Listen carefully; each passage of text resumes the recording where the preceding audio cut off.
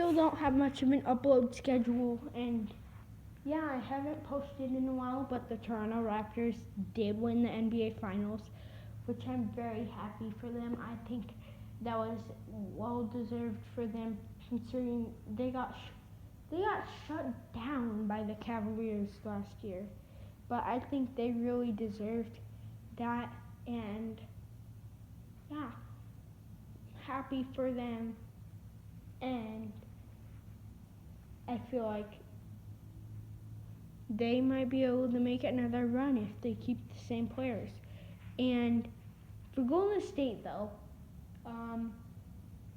Klay Thompson, Kevin Durant, yeah, they're injured, and for the rest of the year, for the rest of next year probably, and possibly all the playoffs. Depends on how their rehabilitation goes.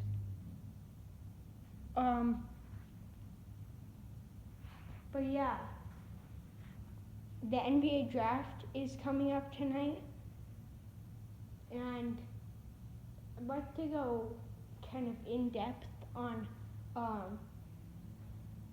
what I think is going to happen in this draft and who's going to come out with the wins and the losses in terms of drafted players. But I'll talk about that shortly, so make sure to stick around for that. Anyways, trade Anthony Davis to the Lakers. Personally, at first, I thought the Lakers had a good deal. I was like, my gosh, that's such a good deal for the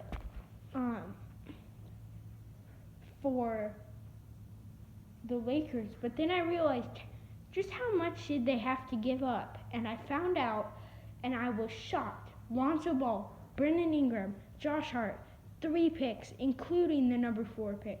So that gives New Orleans the number 1 pick and the number 4 pick, which obviously is really good. But I think the most talented players in this draft are obviously the top 3 that we all know are going to go in the top 3. Zion Williamson is pretty much unanimously going to go number 1. No question about it. The man is a beast.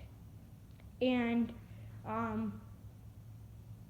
John Morant, that guy, I think he deserves that number 2 or number 3 spot. I mean, RJ Barrett probably going to go number 3, but who knows? Those teams, they're unpredictable. They don't leak information on who they're going to draft, but they don't confirm who they're going to draft.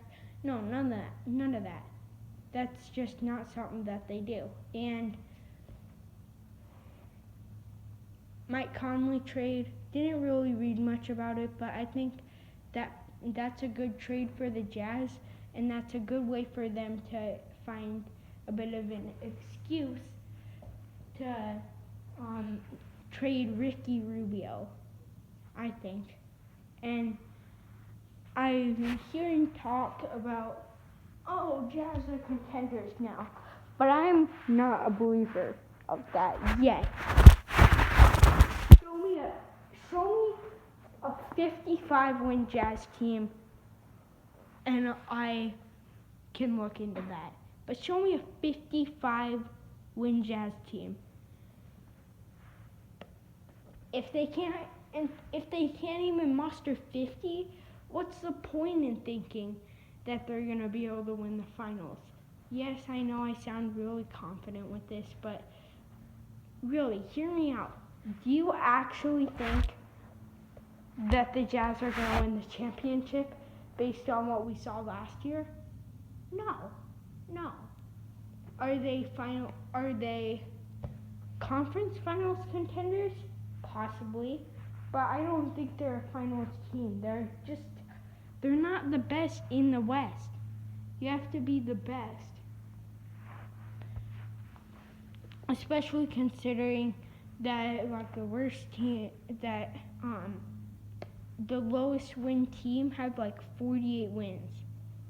Jazz, 55 wins might not even cut it. But they have to get it together. They have to train hard this off season, and they have to get going. Otherwise, I don't think they're a championship contender. That's just my input. You can listen to any other YouTuber, but that's just my input on it. Any other sports YouTuber, of course. Anyways, yeah, there's not really much else right now except for Kyrie. Heard Kyrie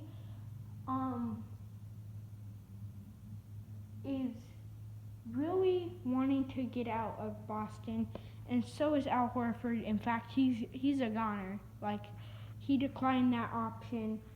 And if they decline that option, do you really think that they're going to come back?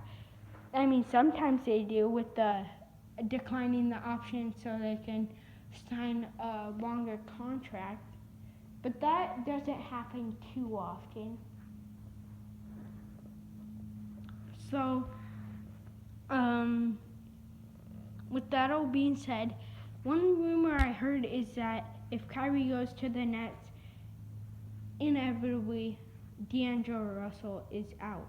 So if he leaves, then who's going to come in? I don't know. But what I do know is that D'Angelo Russell is a good player. He's solid, especially to a team like the New York Knicks, Phoenix Suns. Either of those teams seem like a good fit for him because both of them aren't good and they're in need of point guards. Because Ntilikina for the New York Knicks, Ntilikina isn't a good player.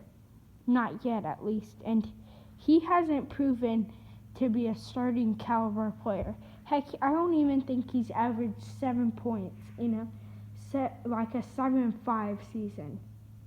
Because maybe they're not giving him enough playing time, but if they gave him enough playing time, I still don't think that he'd be very good. So,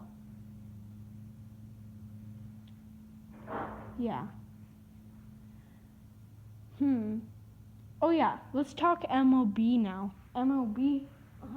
I haven't really been paying attention much, but one message for the Orioles: step it up. Like, your team is hot garbage right now. I don't get how they've only won like a third of their games, and they're like 60, 70 games in. I think they have a little under 25 wins, and man, if you're on the Orioles, I feel you. I was on basketball teams that just did not win. Like, we did not win at all. So, I feel for you, Orioles. It feels awful to lose a lot. Kansas City Royals, not much on them. Toronto Blue Jays, they're not good. Nothing like that. Houston Astros, pretty good, though. I mean, I haven't really been following the MLB, but that was just something I wanted to touch on. NFL, I will be making a predictions video soon. That one will be really long. So, yeah. That one, I might do 4 parts where I cover 8 teams per part. And 8 teams per part, like, that's a 30-minute video, so it will be pretty long. Yeah, not much more to talk about.